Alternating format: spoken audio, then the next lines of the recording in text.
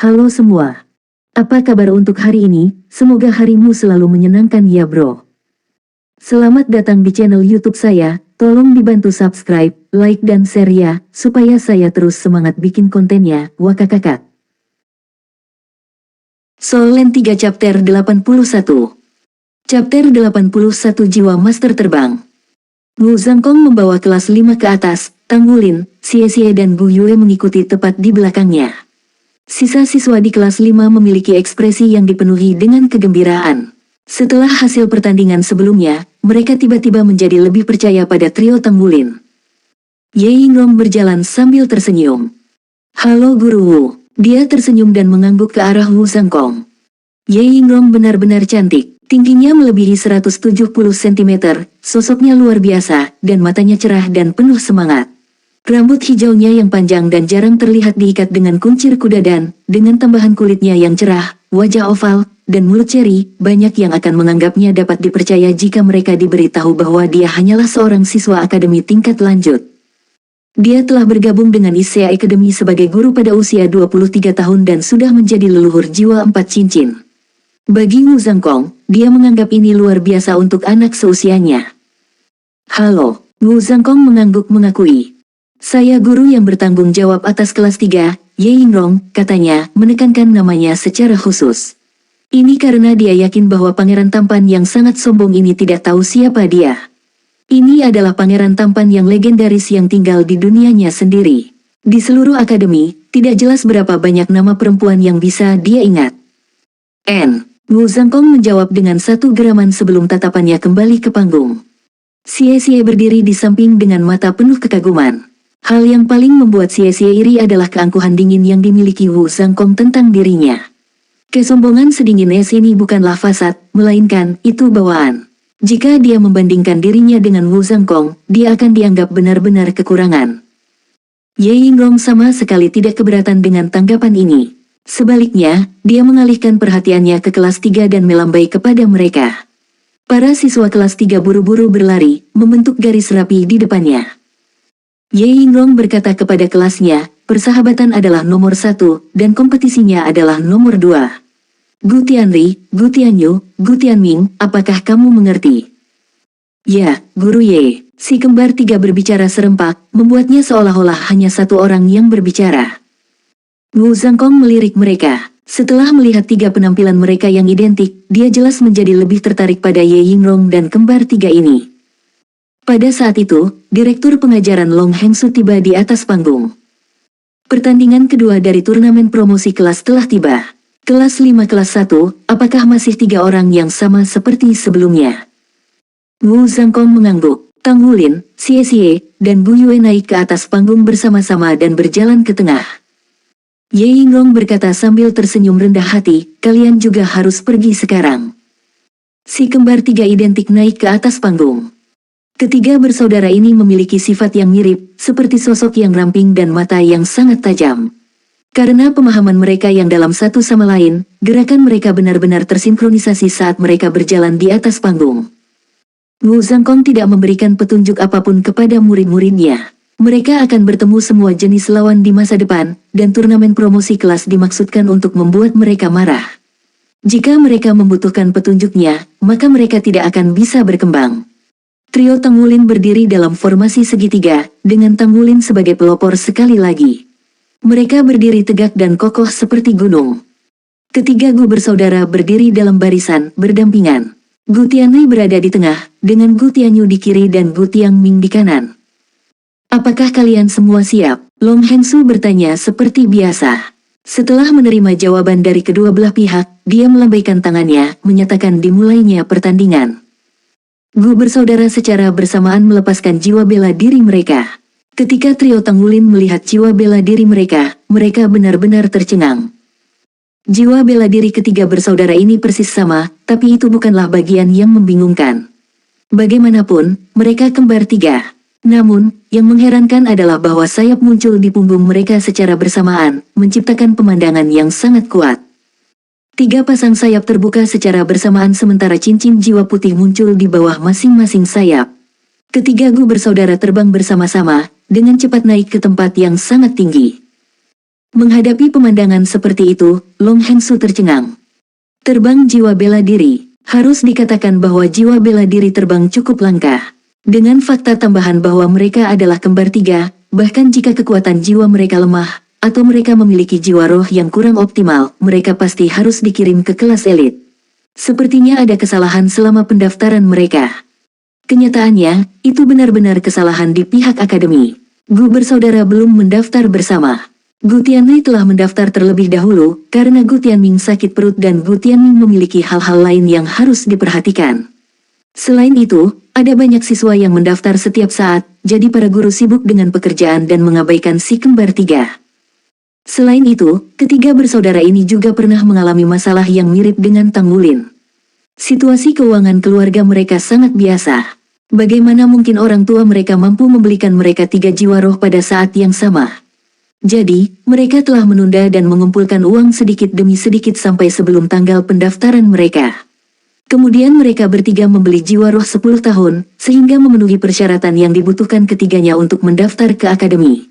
Kekuatan jiwa mereka hanya di peringkat 11, dan meskipun jiwa bela diri mereka tidak lemah, cincin jiwa mereka terlalu kurang.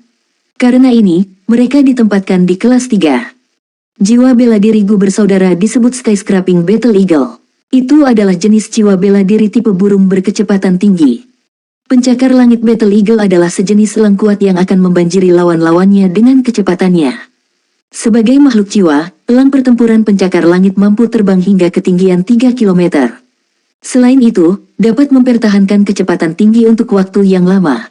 Dari sini, dapat disimpulkan bahwa ketiga bersaudara itu semuanya adalah jiwa master pertempuran sistem agility. Jiwa roh pertama mereka identik, sejenis elang yang disebut Gus Falcon. Kecepatannya sangat cepat, tapi kekuatan serangannya kurang dibandingkan. Itu hanya seukuran telapak tangan seseorang. Ini adalah alasan yang buruk untuk jiwa roh. Jika mereka bisa memilih jiwa roh yang sedikit lebih kuat, kekuatan bertarung mereka akan menjadi beberapa kali lebih tinggi. Saat mereka telah melepaskan jiwa bela diri mereka, sepasang sayap elang abu-abu tumbuh dari punggung mereka dan mereka naik ke udara.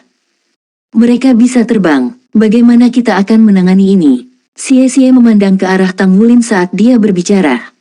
Tang Wulin tersenyum tipis. Kami hanya perlu mengalahkan mereka. Gu Yue, bantu aku dengan elemen anginmu. Tang Wulin mengatakan ini pada Gu Yue saat cahaya biru mekar di tangannya. Blue Silver Grace melesat ke arah Xie dan melingkari pinggangnya. Xie berteriak, saya takut ketinggian. Apa yang sedang kamu lakukan? Tang Wulin dengan sedih berkata, aku takut sakit, tapi bukankah kamu masih menusukku kemarin? Tanpa menunggu balasan Xie, dia segera menarik Xie mendekat, melingkarkan tangannya di pinggangnya. Sebuah lampu hijau menyala, menyebabkan tubuh Xie menjadi cerah. Sepertinya berat badannya telah berkurang sedikit. Saat itu juga, dia dikirim terbang seperti awan yang membumbung tinggi melalui kabut. Di luar panggung, Ye Yinglong melihat Tang Wulin memegang Xie. Dia kemudian berputar beberapa kali sebelum meluncurkan Xie ke udara. Dia dilemparkan langsung ke trio itu.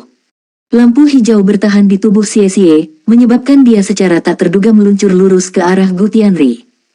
Bagaimana dia bisa melempar seseorang begitu tinggi? Ye Yinglong ketakutan, tapi dia segera menenangkan diri. Gu bersaudara memiliki jiwa bela diri terbang dan kembar tiga. Sejak mereka memasuki akademi, dia telah memberikan perhatian khusus untuk melatih ketiga bersaudara ini. Dia telah melatih mereka dalam seni pertempuran udara dan kerjasama.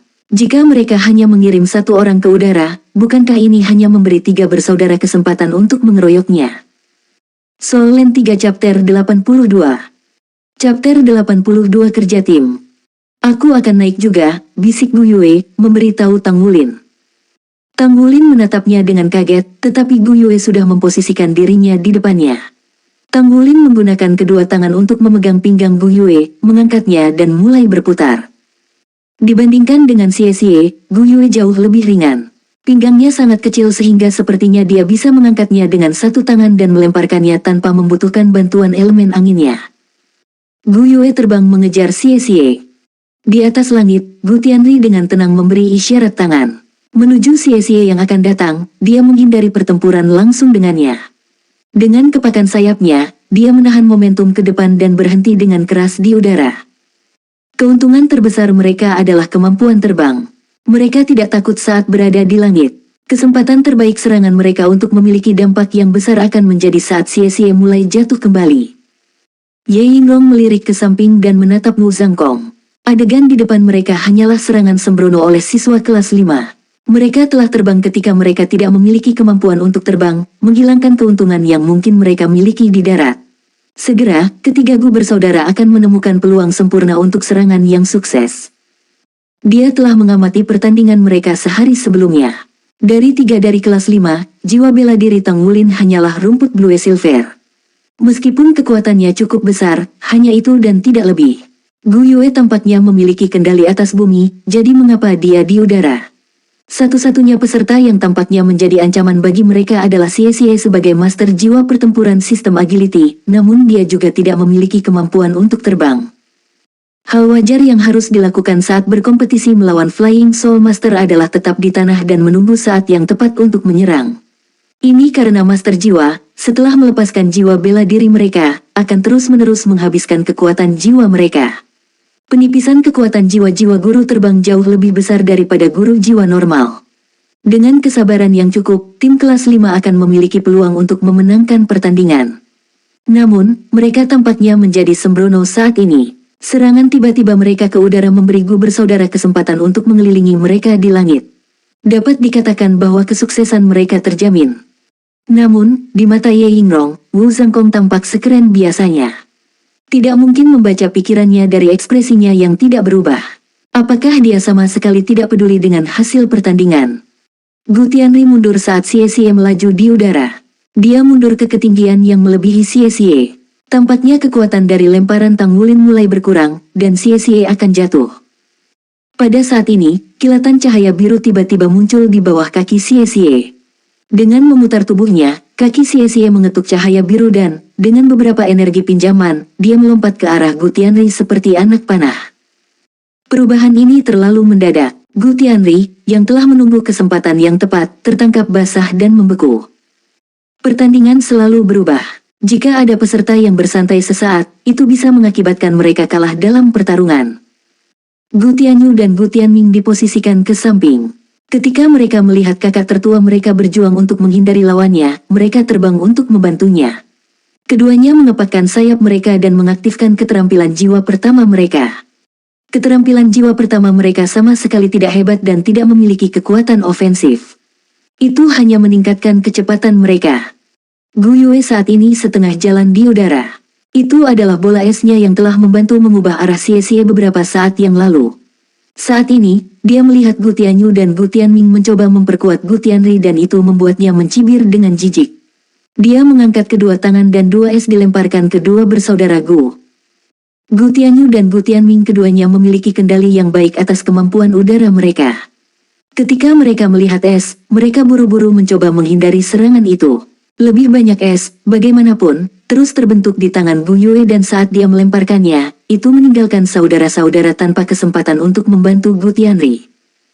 Kecepatan Xie cepat. Saat dia terbang di udara, belati naga cahaya miliknya dilepaskan.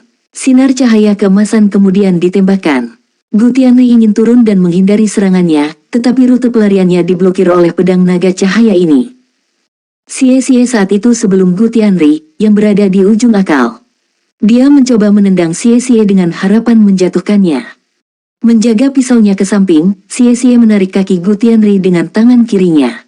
Seperti Fata Morgana, dia melompat dan menepuk kepala Gu Tianri dengan flat belati naga cahaya miliknya. Dia kemudian melangkah ke bahu Gu Tianri dan melompat, terbang di udara seperti burung besar menuju Gu Tianyu, yang tidak jauh dari lokasinya saat ini. Keluar, Gu Tianri. Long Hengsu diposisikan di tanah dan memiliki tampilan pertandingan yang jelas. Dia mengumumkan bahwa Gu Tianri keluar. Beberapa saat yang lalu, jika Xie berniat membunuh, maka tenggorokan Gu Tianri akan dibelah. Gu Tianri tidak dibujuk, tetapi tak lama kemudian dia menyaksikan pemandangan yang mengejutkan. 3 bundel cahaya biru muncul di depan Xie. Mengikuti jejak ini, Xie menghubungkan dirinya ke 3 titik tersebut dan, sambil membalik 3 kali di udara, mendekati lokasi Gu Tianyu. Baru sekarang Gu Yue mulai turun dari udara. Tubuhnya berkilau dengan lampu hijau. Agak berbeda bahwa itu memungkinkannya untuk turun dengan kecepatan yang jauh lebih lambat daripada yang seharusnya terjadi secara alami. Hanya beberapa napas waktu sejak dimulainya pertandingan, namun kemajuan pertandingan telah membuat penontonnya tercengang. Kombinasi luar biasa Gu Yue dan Xie Xie membuatnya tampak seolah-olah mudah bagi mereka untuk bertarung di udara seperti halnya bertarung di darat. Gu bersaudara jelas tidak cocok saat bersaing dengan Xie Xie dari jarak dekat. Gu Tianming, di sisi lain lapangan dari mereka, hanya bisa melihat tanpa daya dengan gigi terkatup. Dengan wajah tiba-tiba, dia mengepakkan sayapnya dan menyerang Gu Yue, yang perlahan turun ke tanah. Setidaknya dia harus mengalahkan seseorang. Kemudian dia bisa terbang dan menghilangkan kemungkinan diserang lebih jauh. Gu Yue telah menghasilkan 3 bola es saat dia turun, tapi dia tidak terburu-buru. Dia bahkan tidak repot-repot melihat Gu Tianming. Cahaya biru menyala di pinggangnya. Begitu Gu Tianming mendekatinya, tubuhnya bergeser ke samping dalam sekejap. Sesosok di lantai bergerak dan menangkapnya. Pada saat yang sama, Gu Tianming hanya merasakan pengencangan di pinggangnya sebelum dia menemukan bahwa tubuhnya ditarik ke bawah dari udara. Xie Xie turun dari udara dengan berdiri di atas bahu Gu Tianyu. Dengan belati naga cahaya ditekan ke kepala Gu Tianyu, pemuda itu tidak berani untuk tidak turun. Adapun Gu Tianming, dia ditarik dan dilemparkan oleh pusaran rumput Blue Silver Tangulin. Dia pingsan di tanah dalam kekacauan total. Kekalahan total, mereka bahkan tidak dapat berbicara tentang pertandingan ulang. Kelas 5 kelas 1 menang. Ketika kata-kata ini keluar dari mulut Long Hengsu, mereka jelas memiliki nada keterkejutan. Jika seseorang berbicara tentang kemenangan hari sebelumnya, maka seseorang akan membahas kemampuan individu dari tim kelas 5 kelas 1. Jika seseorang berbicara tentang pertandingan hari ini, maka kerja timlah yang memenangkan pertandingan. Gu bersaudara, yang dianggap lebih baik dalam kerja tim, telah meremehkan lawan mereka dan dengan demikian gagal melepaskan sepenuhnya kemampuan mereka yang sebenarnya sebagai unit kembar 3. Sebaliknya, kelompok 3 orang Tangulin justru memenangkan pertandingan dengan memberikan kejutan, silih berganti. Beginilah pertandingan berakhir.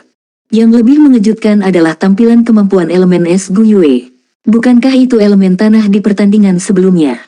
Apakah jiwa bela diri kembar ini? Itu adalah keajaiban di antara keajaiban. Apalagi bila mempertimbangkan keadaan elemen sekitarnya. Hati Long Hengsu penuh dengan penyesalan. Dia telah dibodohi oleh Wu Zhangkong sehingga membiarkan anak ajaib seperti itu memasuki kelas 5. Kali ini, dia akan berada dalam masalah besar karena turnamen promosi kelas ini. Dia tidak jelas apakah kelas 1 akan mampu mencegah mereka untuk menang. Ye Yingrong juga tercengang. Dia telah melatih Gu bersaudara selama beberapa bulan terakhir sekarang dan mengatakan pada dirinya sendiri bahwa si kembar 3 itu praktis serempak ketika di udara. Selain kekuatan serangan mereka yang sedikit lebih lemah, kecepatan, kerja tim, dan kemampuan terbang mereka sempurna dalam membantu mereka mendapatkan keunggulan dalam pertandingan. Tapi ini membuat mereka lengah. Dalam situasi di mana mereka terikat untuk memenangkan pertandingan, lawan mereka mampu menunjukkan koordinasi diam-diam seperti itu. Beberapa bola es Gu Yue dilemparkan pada waktu yang tepat dan memberinya beberapa keuntungan. Xie Xie telah sepenuhnya memanfaatkan kemampuan agility sistem Battle Soul Master, dan ini adalah premis bahwa dia tidak bisa terbang. Dia telah berhasil membuat beberapa transformasi di udara dan meminjam kekuatan dari ketiga bola es itu. Kemampuannya untuk melakukan ini dan kendali atas tubuhnya berada di puncak. Ye Yingrong menarik napas dalam-dalam dan memaksa dirinya untuk tenang. Sambil tersenyum, dia berbalik ke arah Wu Zhangkong dan berkata, "Selamat, Guru Wu. Anda akan berada di kelas 3 sekarang." Wu Zhangkong menjawab dengan lembut, "Itu bukan tujuan saya. Permisi." Saat dia selesai, dia berbelok sedikit ke arah ketiganya meninggalkan panggung dan menyapu mereka sekilas sebelum berjalan ke gedung asrama tanpa kata-kata atau komentar. "Apakah Guru Wu senang dengan kita atau tidak?" Xie Xie dengan curiga menanyakan ini pada Tangulin. Tangulin mengangkat bahu. "Bagaimana saya tahu? Aku menduga kita harus meringkas pertarungannya." Gu Yue mengangguk. "Kita seharusnya tidak menyerang lebih dulu. Sebaliknya, kami bisa menunggu kesempatan. Jika kami tetap di tanah dan mempertahankan posisi itu, mereka harus menyerang kami. Secara alami, mereka kemudian akan mencapai jarak yang membuat kami nyaman untuk menyerang mereka. Begitu mereka turun, mereka tidak akan punya kesempatan. Dengan jiwa bela diri terbang mereka, kami tidak akan memiliki kesempatan jika mereka memutuskan untuk melarikan diri, tetapi untuk pertandingan ini mereka tidak memiliki peluang." Kita seharusnya tidak begitu gegabah lain kali. Soul Land 3 Chapter 83. Chapter 83 Guang Biao. Xie melihat ke arah Tanggulin. Ngulin, seperti yang dia katakan, kamu terlalu impulsif. Aku bukan seseorang yang bisa kamu jemput. Aku tidak tahu temperamen seperti apa yang kamu miliki, tapi aku tidak akan tahan dan menahannya. Tanggulin dengan tulus berkata kepada Gu Yue, ini adalah pertama kalinya kami menghadapi Flying Soul Master, jadi saya benar-benar bertindak impulsif. Maafkan saya. Xie berkata dengan kaget, hei, menurutku temperamenmu agak terlalu bagus sekarang. Dia mengkritikmu namun kamu masih dengan mudah meminta maaf. Gu Yue tertawa, puff. Tidak ada gunanya mencoba membuat celah di antara kita. Jika seseorang menunjukkan kesalahan kecil, akui kesalahan Anda dan ubah. Bahkan jika mereka menunjukkan kesalahan besar, Anda tetap harus menjaga keanggunan pria. Apakah menurut Anda semua orang sama piciknya dengan Anda? Ngulin, aku akan mentraktirmu makan malam di jendela pertama malam ini. Hanya sekali makan.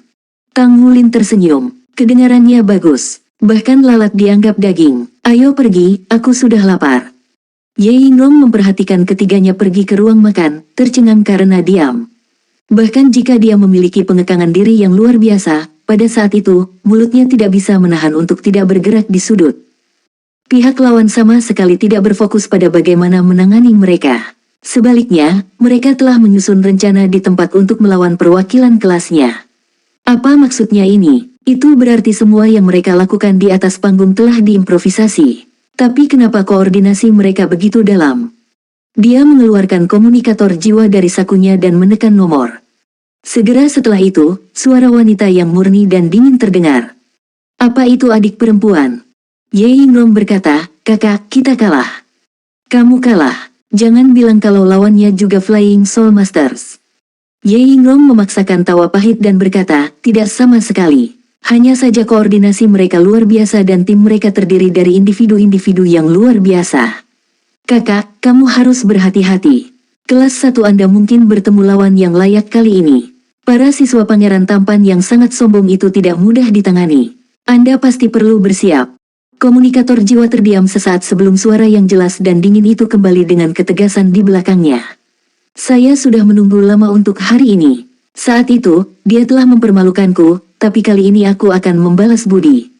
Kakak, kamu, Ye Yinglong tidak memiliki kesempatan untuk menyelesaikan pembicaraan sebelum saudara perempuannya menutup telepon.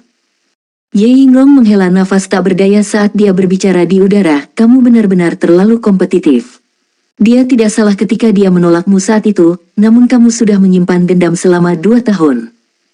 Setelah makan malam, Xie menyarankan agar mereka keluar dari akademi untuk bermain lagi, tetapi segera ditolak oleh Tanggulin. Alasannya sederhana, dia ingin berkultivasi sebagai gantinya. Kekuatan jiwa adalah fondasi untuk segalanya. Ini adalah pelajaran pertama dan terpenting yang Wu Sangkong latih di kepala mereka di kelas teori pertama mereka. Apalagi, tidak ada jalan pintas untuk meningkatkan kekuatan jiwa seseorang. Satu-satunya cara untuk meningkatkan diri adalah melalui meditasi terus-menerus. Penolakan Tanggulin untuk pergi menyebabkan Xie kehilangan semangatnya sendiri untuk keluar dan bermain. Karena itu, dia memutuskan untuk bermeditasi seperti Tanggulin, melakukan yang terbaik untuk berusaha mendapatkan cincin keduanya. Sayangnya, hanya beberapa saat berlalu sebelum pintu mereka tiba-tiba terbuka. Zhou Zhangqi berlari masuk. Itu tidak bagus. Xie, Ngulin, cepat lihat. Sekelompok orang berada di gerbang akademi. Bos mereka tampaknya juga cukup kuat. Dan, mereka memegang foto kalian berdua dan Gu Yue. Mereka memanggil akademi untuk menyerahkan Anda bertiga kepada mereka. Saya khawatir para guru akan segera keluar. Tanggulin baru saja mulai bermeditasi dan belum sepenuhnya memasuki keadaan meditasi, jadi dia segera membuka matanya begitu dia mendengar kata-kata itu. Duduk di sisi berlawanan, Xie menatapnya sekilas, dan hati mereka berdua menegang. Mungkinkah? Pergilah. Ayo kita lihat. Xie menegakkan punggungnya lalu melompat dari tempat tidurnya. Tanggulin mengikuti, dan mereka berdua dengan cepat keluar. Begitu mereka meninggalkan asrama, mereka bertemu dengan Gu Yue. Anda telah mendengar? Tanggulin bertanya pada Gu Yue. Gu Yue mengangguk, tapi ekspresinya tidak terganggu. Seharusnya tentang apa yang terjadi kemarin, kan? Cahaya dingin berkedip di mata Xie. Ayo pergi. Karena itu, dia mulai berjalan menuju gerbang besar akademi sambil menyeret Tang Wulin di belakangnya. "Tahan," Tang Wulin dengan berat berkata. Xie dengan marah menjawab, "Apa yang kita tunggu?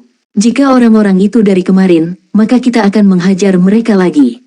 Menindas orang agar membayar biaya perlindungan, namun para pencuri itu masih berani datang ke akademi dan menangis pencuri.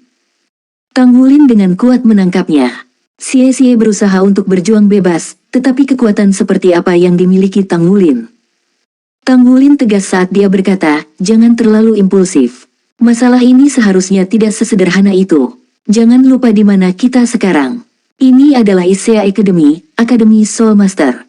Jika mereka masih berani datang ke sini meskipun mengetahui hal ini, maka itu berarti mereka percaya diri dengan dukungan mereka. Kami masih terlalu lemah sekarang. Akan lebih baik jika Anda mencari guru Wu dulu." Saat dia mendengarkan kata-kata Tang Wulin, Xie mulai mendapatkan kembali ketenangannya. Dia adalah anak yang cerdas, dan tidak lagi memiliki pikiran impulsif setelah dia memahami arti Tang Wulin.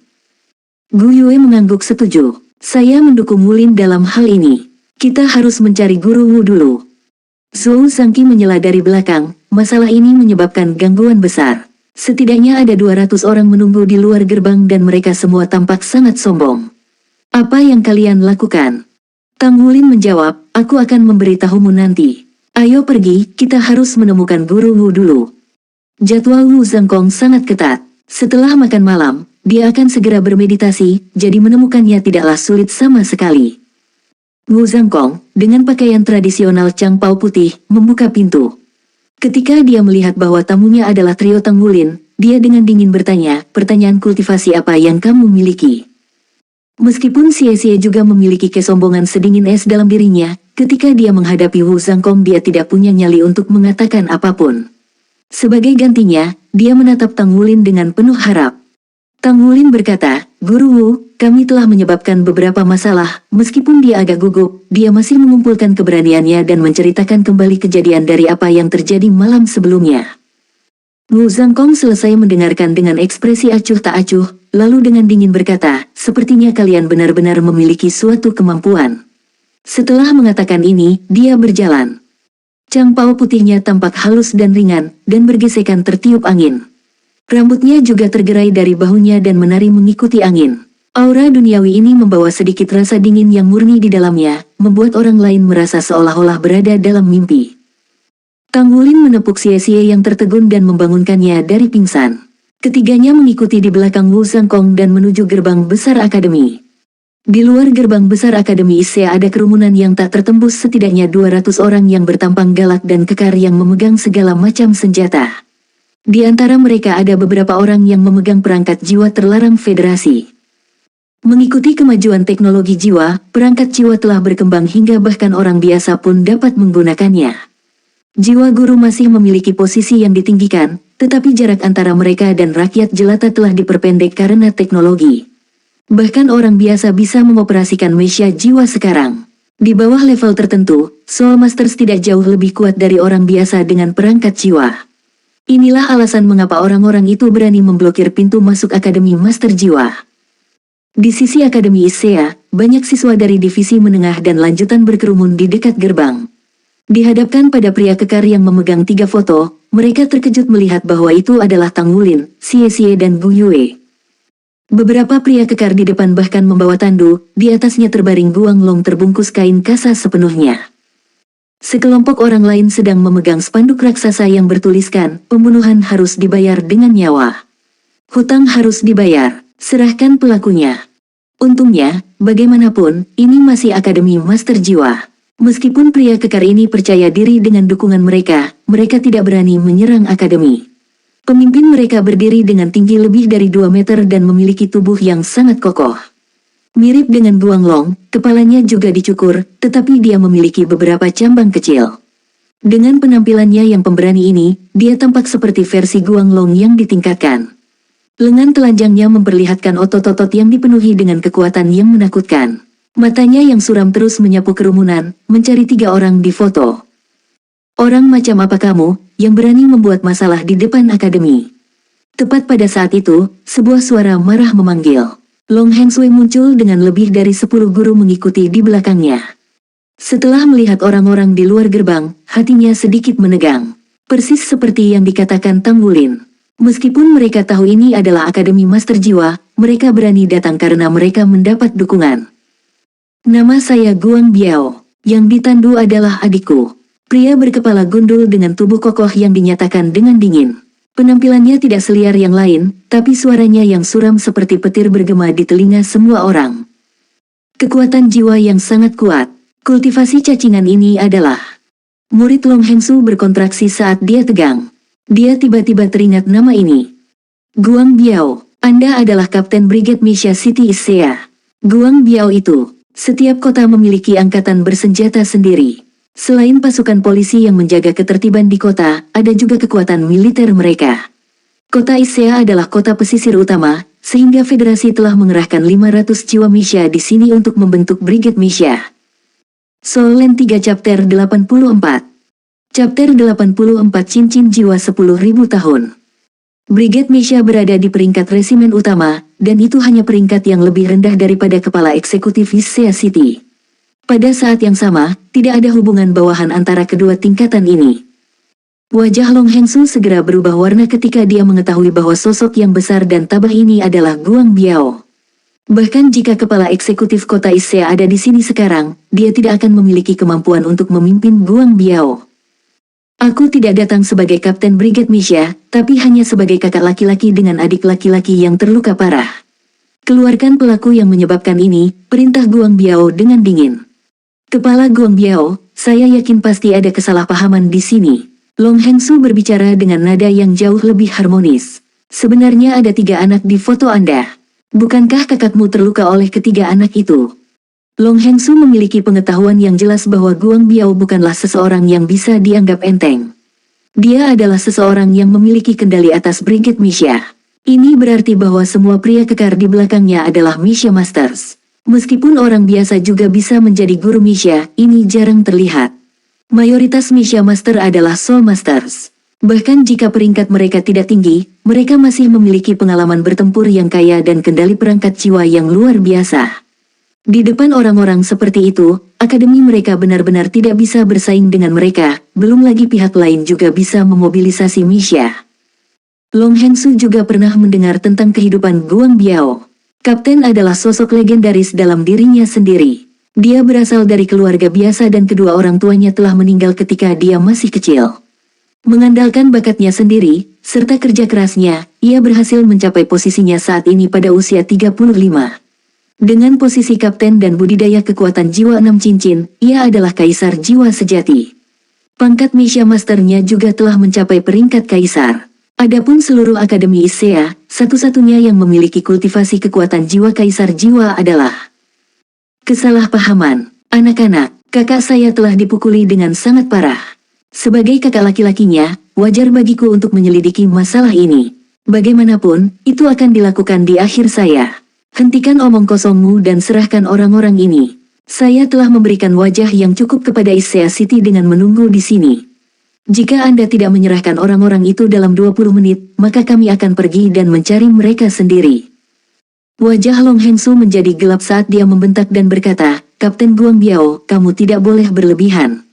Ini adalah akademi, tempat untuk membina siswa. Manakah dari kelompok Anda yang belum lulus dari akademi? Saya tidak akan menyerahkan orang yang Anda cari. Jika Anda memiliki kemampuan, maka aktifkan Misha Anda dan melangkahi mayat saya. Jika tidak, jangan berpikir untuk mengambil satu langkah pun ke Akademi Isea.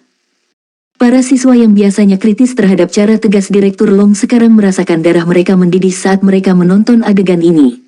Beberapa siswa senior bahkan melangkah maju atas kemauan mereka sendiri dan berdiri di belakang Long Hengsu. Guang Biao tiba-tiba maju selangkah. Ketika kakinya mendarat, suara gemuruh yang dalam terdengar, seolah-olah tanah di bawah seluruh Akademi Isea bergetar darinya. Para siswa yang berdiri di depan bergoyang di tempat dan jatuh. Saya hanya percaya pada kekuatan. Apakah Anda semua mengira siswa Anda akan dapat memblokir saya? Di manakah rasa kebenaran Anda ketika Anda menolak untuk menyerahkan pelaku yang telah melukai saudara saya begitu parah? Saya telah mencoba untuk berbicara alasan dengan Anda, tetapi karena tinju saya lebih besar, saya hanya akan pergi dan menemukan yang saya cari. Saya akan melihat siapa yang memiliki kemampuan untuk menghentikan saya. Pada saat ini, suara sedingin es terdengar dari akademi. Saya paling tidak suka berbicara tentang penalaran. Berbicara dengan tinju kami jauh lebih baik. Para penonton hanya merasakan keburaman di depan mereka saat seseorang muncul di depan ISEA Academy. Mengenakan campau putih, mata hijau tinta orang itu berbinar saat rambut biru koral jatuh di punggungnya. Udara arogansi mengelilinginya saat dia berdiri di sana, suhu tempatnya menurun beberapa derajat. Perasaan itu paling jelas bagi Guang Biao. Ketika orang ini muncul, momentum kuat yang dia bangun beberapa saat yang lalu telah pecah, seolah-olah itu bertabrakan dengan gletser. Guru Wu, itu Guru Wu. Beberapa siswa di sisi Akademi ISEA mulai mendukungnya. Kamu siapa? Mata Guang Biao menyipit saat dia mencoba membangun kembali momentumnya. Wu Zhangkong dengan lembut berkata, ketiga siswa yang Anda cari itu adalah murid-murid saya. Jika Anda dapat mengalahkan saya, Anda dapat melanjutkan. Jika tidak, pergilah. Suaranya dingin, tanpa perasaan apapun di baliknya. Dia berbicara seolah-olah kalimatnya adalah fakta yang dinyatakan. Hahaha, bagus, saya belum pernah bertemu seseorang yang berani berbicara kepada saya dengan cara ini sebelumnya. Anda telah menarik minat saya. Meskipun Guang Biao tersenyum, nyala api menyala di dalam dirinya. Sinar cahaya kuning yang kuat mengalir dari tubuhnya. Kuning, kuning, ungu, ungu, ungu, ungu. 6 cincin jiwa muncul dari bawahnya. Kaisar jiwa, 6 kaisar jiwa bercincin. Seruan tiba-tiba terdengar di dalam tubuh siswa. Saat dia melepaskan jiwa bela dirinya, Guang Biao tumbuh setengah meter dengan baik. Kilau abu-abu logam telah muncul dari dahinya, menyebar ke bahu dan tubuh bagian atas dan kemudian ke seluruh tubuhnya. Seolah-olah dia telah dibungkus oleh lapisan baju besi. Saat ini juga, 3 kelompok cahaya muncul, 2 kuning dan 1 ungu. Kedua lampu kuning itu tampaknya berbentuk kadal dan identik. Adapun cahaya ungu, itu sepertinya ular piton besar. Ungu, jiwa roh 1000 tahun. Tidak ada keraguan bahwa 6 cincin jiwa itu diproduksi oleh ketiga jiwa roh ini. Hanya elit yang bisa memiliki jiwa roh 1000 tahun di dunia Soul Masters. Jiwa bela diri Guang Biao mirip dengan naga lapis baja, tetapi aura yang dipancarkannya jauh lebih kuat daripada Guang Long, dan itu memberikan perasaan bahwa naga lapis baja ini adalah gunung yang terlalu besar untuk ditaklukkan. Momentum kuat terbentuk menjadi sesuatu seperti tornado yang menderu ke arah Wu Zhangkong, meledakkan rambut birunya yang panjang. Pada saat ini, semua penonton di lapangan merasakan dingin yang tiba-tiba di tubuh mereka, seolah-olah musim dingin telah turun. Guang Biao telah melihat kilatan cahaya biru pucat. Kemudian kemarahan tornado ini berkurang setengahnya sebelum menghilang. Wu Zhangkong berdiri di tempat yang sama, jubah putihnya terapung, tangan kanannya terangkat ke udara. Pedang panjang biru pucat telah muncul di tangannya. Weh! Ujung pedang seperti mata air musim gugur, cahaya pedang mengalir seperti air terjun. Pakaian putih, pedang biru, melayang di udara seperti makhluk abadi. Di dalam tempat pertemuan Akademi ISEA, hanya segelintir yang menyaksikan dia bertarung sebelumnya. Dengan demikian, semua penonton memusatkan perhatian mereka pada pedang itu. Lingkaran cahaya muncul dari bawah gagang pedang. Cincin jiwa ini tidak berukuran besar, tetapi berkeliaran di sepanjang tubuh pedang. Namun, warna cincin jiwa inilah yang membuatnya cerah dan menarik perhatian. Kuning, kuning, ungu, ungu, hitam, hitam. Ya, 2 cincin jiwa terakhir berwarna hitam. Hitam mewakili 10.000 tahun. Itu memang cincin jiwa 10.000 tahun. Udara tampak hening, langit membeku dengan munculnya pedang ini. Wu Zhangkong berdiri diam di tempat yang sama, tapi momentum kekerasan Guang Biao sebelumnya berubah menjadi batu. 10.000 tahun. Cincin jiwa 10.000 tahun. Bagaimana mungkin? Bagaimana mereka bisa menjadi cincin jiwa 10.000 tahun?